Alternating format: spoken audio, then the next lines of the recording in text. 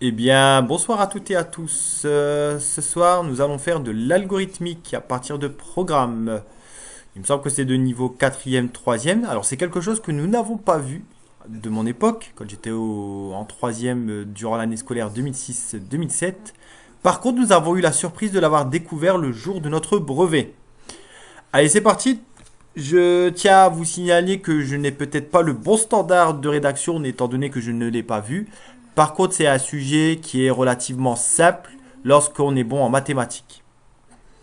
Voici deux programmes, nous aurons le temps de les découvrir en détail puisque nous allons avoir des questions à ce propos. La liste des questions est ici et les réponses, je les ai déjà préparées puisque j'ai eu un petit souci d'enregistrement au premier jet. Alors, la question 1, c'est choisir, c'est montrer que lorsque le nombre choisi est 4, le résultat obtenu avec le programme A est 5. Donc on y va, nous choisissons le numéro 4.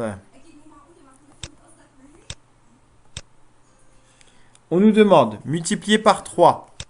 4 fois 3 égale 12. Ensuite, ajouter 15. 12 plus 15 est égal à 27. Ensuite, diviser par 3. 27 divisé par 3 est égal à 9. Et soustraire le nombre de départ, donc c'était 4. 9 moins 4 est égal à 5. Réponse. Quand on choisit 4 comme nombre de départ dans le programme A, on obtient 5. On continue avec la question 2. Montrer que lorsque le nombre choisi est moins 2, le résultat obtenu avec le programme A est 5. C'est parti, on est sur le même principe. Choix de départ, moins 2. Multiplié par 3, moins 2 fois 3 est égal à moins 6.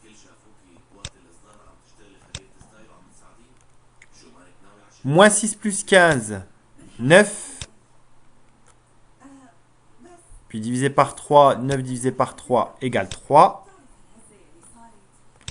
Et ensuite, nous allons soustraire le nombre de départ qui était moins 2. Donc 3 moins moins 2 est égal à 3 plus 2 qui est égal à 5. Conclusion. Quand on choisit moins 2 comme nombre de départ dans le programme A, on obtient 5. Donc deux fois là, on obtient 5. Question 3. Justifier que l'affirmation suivante est vraie. Le programme A donne toujours le même résultat. On va reprendre l'algorithme et cette fois-ci, on va prendre X comme choix de départ.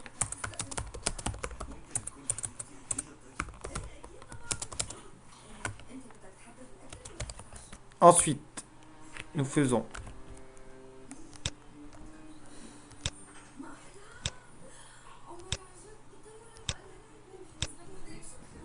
X multiplié par 3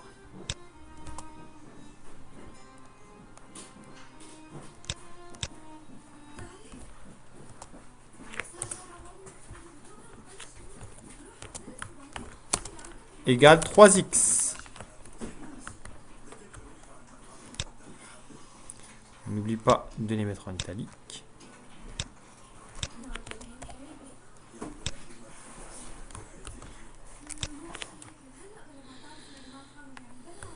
Puis 3x plus 15.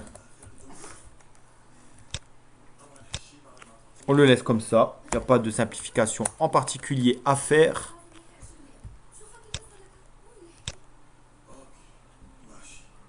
Après, nous allons avoir une fraction. En haut, nous allons mettre 3x plus 15. Et en bas, ça sera 3.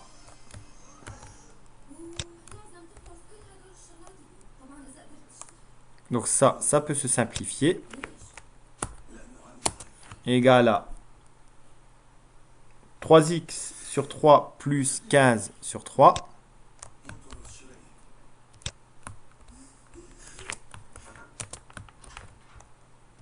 Donc on retire le plus 15 en haut. Et là, on retire. Ce qui nous donne x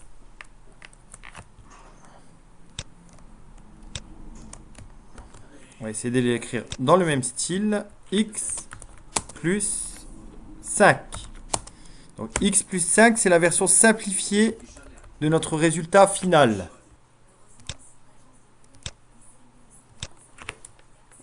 Donc 3x plus... Alors, ici, on rappelle que c'est bien la division par 3.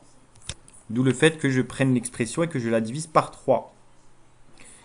Une fois qu'on a notre x plus 5, nous allons faire x plus 5 moins 5, moins x, pardon, puisque le nombre de départ c'est x, donc ça sera moins x. Les x se simplifient, ça nous donne 5, tout simplement. Phrase finale. Quel que soit le nombre de départ, le programme A donne en résultat 5. Point.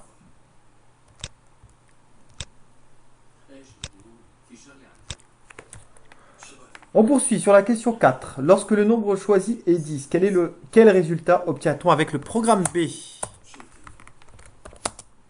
Et bien c'est parti. Alors, je vais refaire la même rédaction. Choix de départ 10. Alors ici, il faut se souvenir que dans le programme B, je vais vous le remontrer, vous aurez deux calculs à faire en parallèle. Il y aura d'un côté soustraire 1, donc 10 moins 1 est égal à 9. Et 10 moins 6 est égal à 4. Ensuite, on nous demande de multiplier les deux résultats que l'on a obtenus, ce qui va nous donner 9 fois 4 est égal à 36.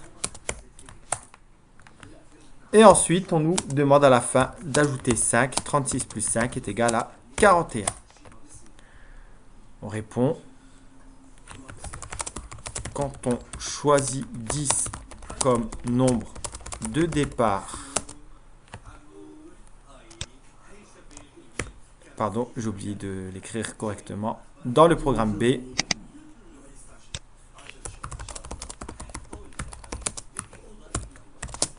virgule, on obtient 41. Point.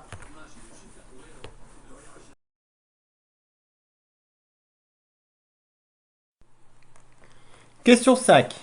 Il existe exactement deux nombres pour lesquels les programmes A et B fournissent à chaque fois des résultats identiques. Quels sont ces deux nombres?